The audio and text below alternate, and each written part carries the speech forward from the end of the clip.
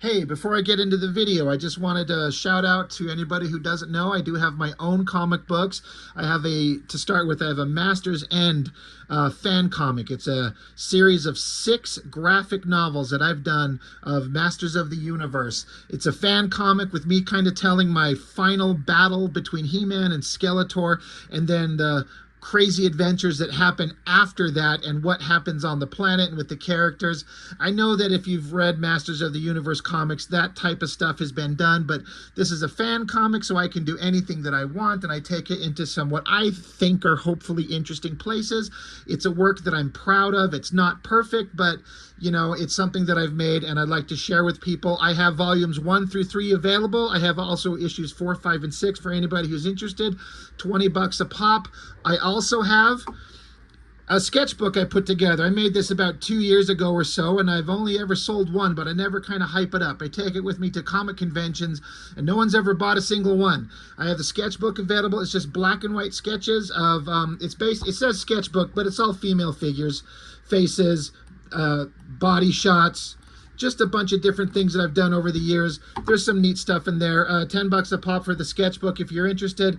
For the holidays, if you got that coming up and you're looking for a gift for somebody who might like art in sketchbooks or He-Man fan comics, I've got these available, so hit me up and we'll work out a deal to get them to you. So anyway, on to the video. Good Lord, issue 10 of Allstar Batman and Robin.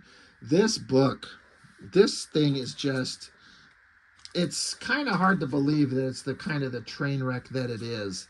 The last issue, I was talking about how it just got so ridiculous. Batman ended up interacting with the Green Lantern and they painted everything yellow, and Batman's just acting like a complete jackass. And Green Lantern's kind of an idiot, and Robin essentially almost kills him. Puts his fingers to the throat of the Green Lantern, crushes his windpipe so he can't breathe. So they had to put a trach in where they'd like cut open his throat and put a pipe inside it so he could breathe. It's so dumb. And then they go off into the rain, and Batman's like, yeah, I'm training Robin. He's one of the most skilled kids I've ever known. He could be a vicious badass, but he doesn't have the morality set right. He just about killed the guy. Well, what do I need to do? Well, Robin has to grieve the death of his parents, and he hasn't done it yet. So Batman's standing here like he's dropping a fat steaming load on the ground, and he gets in the Batmobile. They drive off so Dick Grayson can go to the grave of his dead parents and cry and let it out, and then therefore that's Batman's solution to making it so Robin won't kill anybody anymore. He's like, he let him cry. I'm like, you gotta be fucking kidding me. Like, stop. And the desire to have this shit fucking stop just does, it only gets worse in this one. Artistically, this might be some of the best looking stuff Jim Lee did. So Jim Lee pencils, Scott Williams inks, Alex Sinclair in colors. It's been I feel like first-rate stuff through and through all the way. I have said multiple times, I'm not sure how many more issues of this. 10 is issue 11. Is there more? I don't know. I'm not sure how far this goes. We're almost at the end. But I feel like this book would work 1,000 times better if Frank Miller drew it in his Sin City style, or if Jim Lee drew it in his Death Blow Sin City ripoff style. But we don't get that. But some of this art in here is kind of approaching that. I love this drawing of Jim Gordon. I love kind of the dock and the chains and all the backgrounds of all these cranes in the city. And just, it's crazy awesome looking. And the coloring is fantastic. Everything artistically is fantastic. But holy shit, does this book have more words than any of the others, probably all the other books combined. I'm like, what the hell is wrong with Frank? Like, this shit is so weird. I gotta be honest, I didn't even bother reading this one. I don't care anymore. I know enough to know that there's nothing there. He's just basically sitting here talking to himself. I like the art. Again, kind of Sin City-ish, with the coat and the hat, smoking. This all looks great. But he's just standing around talking to us. It's just dumb. Catwoman got her ass beat. Batman found her and helped her. In the, I think it was the last issue. Maybe it's this issue. I don't even fucking know anymore. But yeah, it's just Jim Gordon on the. It's like I feel like. Okay, I'm not an expert on any of this, but I know that Frank Miller loves the Spirit, and there were times when I've seen little bits and pieces where the Spirit, the character, the Will Eisner character, would stand around talking to us, the reader, or just monologuing out loud. I kind of feel like that's what some of this might be like. I could be completely wrong. I don't know. Somebody should just take all this art and just eliminate everything Frank did in terms of dialogue and just rescript it and make a better book. But this art all looks fantastic. What a city shot. It looks great. I'm into it. Meanwhile, after all that, oh, maybe that's what it was. Gordon is talking because he's giving information to Batman. So, yeah. I'm just so beyond giving a shit about this version of Batman. Anyway, let's go, kid. Yes.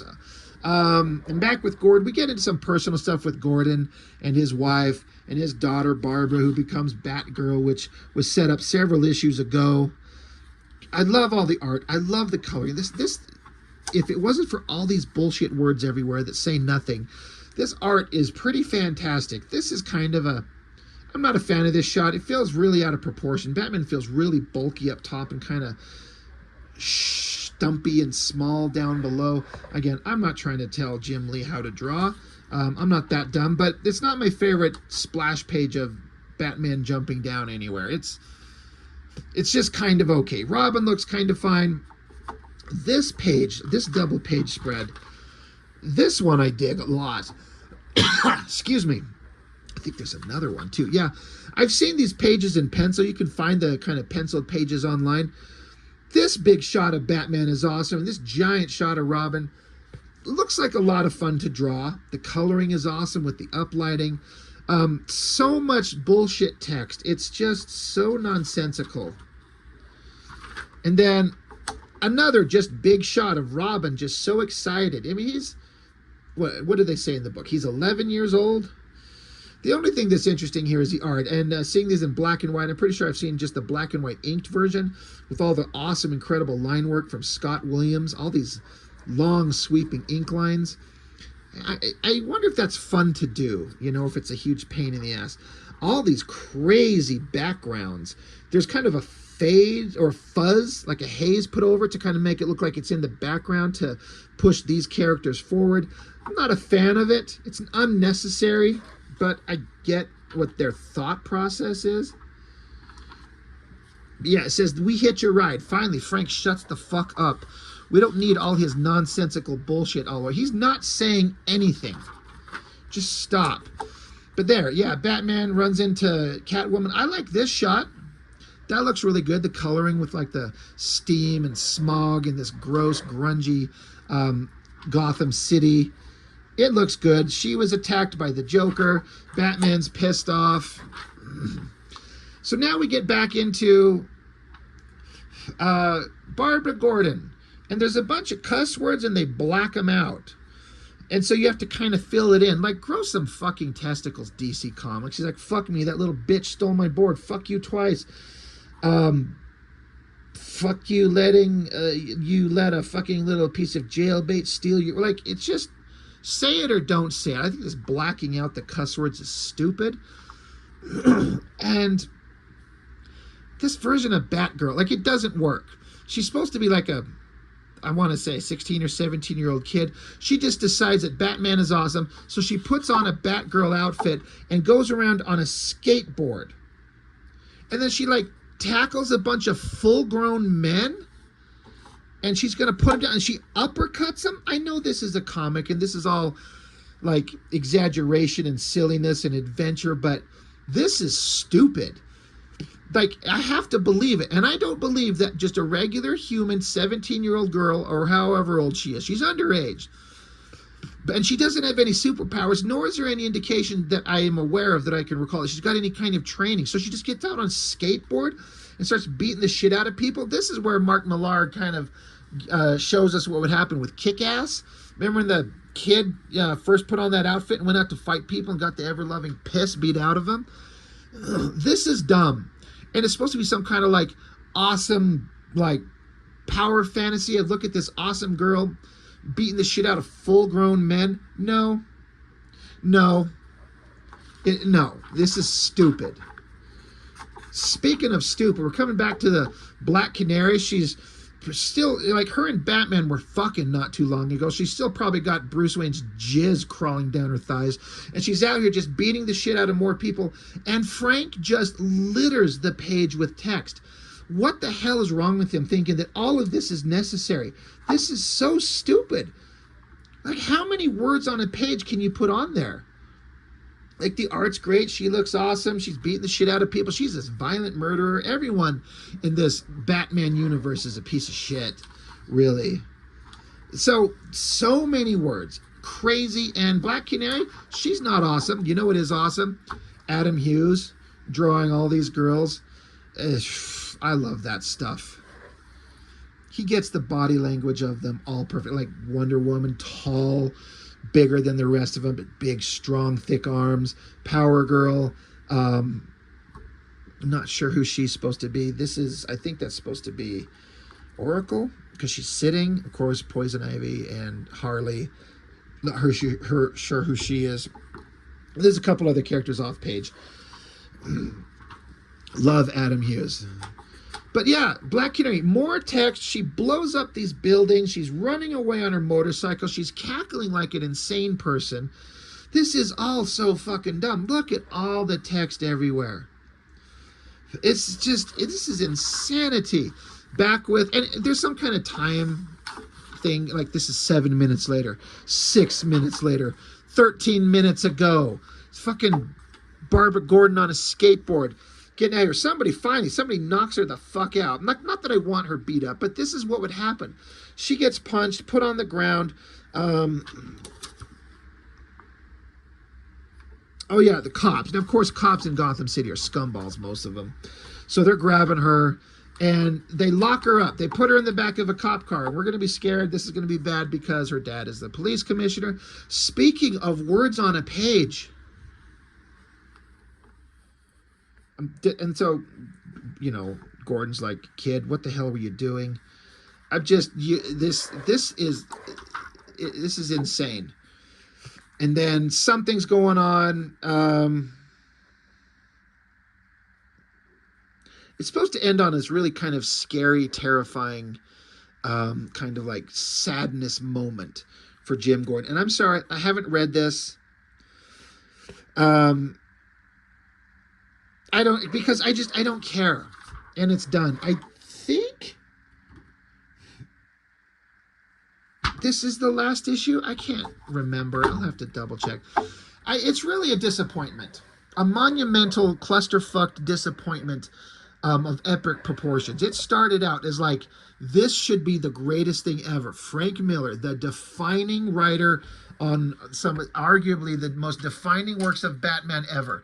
Basically like the first Batman story, not like first written, but like the defining origin character, Batman Year One.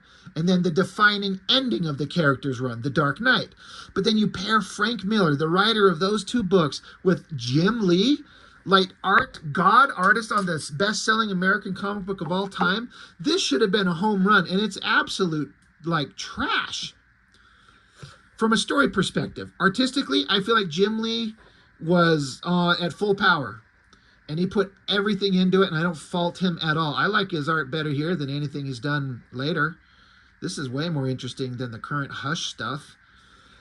So, I don't know. That's just my opinion on this thing. It's a mess. Again, somebody should take these books and just re-script the entire thing to have it make sense. But it'll never happen. It's done. We'll never see the end of it. It's never going to be finished. It was left on a, it was supposed to keep going. Again, I don't remember if it went farther. Is there an issue 11? If there is, wherever it ended, it was very soon after this, if not this. And it was supposed to keep going. And then for whatever reason, whatever happened, they just stopped making it. Everyone moved on and just tries to quietly pretend that it didn't happen. But we remember. And what a mess. story-wise and character-wise. But Jim Lee, Scott Williams, Alex Sinclair, fantastic art all across the board. So thank you. But good God, what a mess. Anyway, that's all I got for this one. Thanks for watching. I appreciate it. See you next time.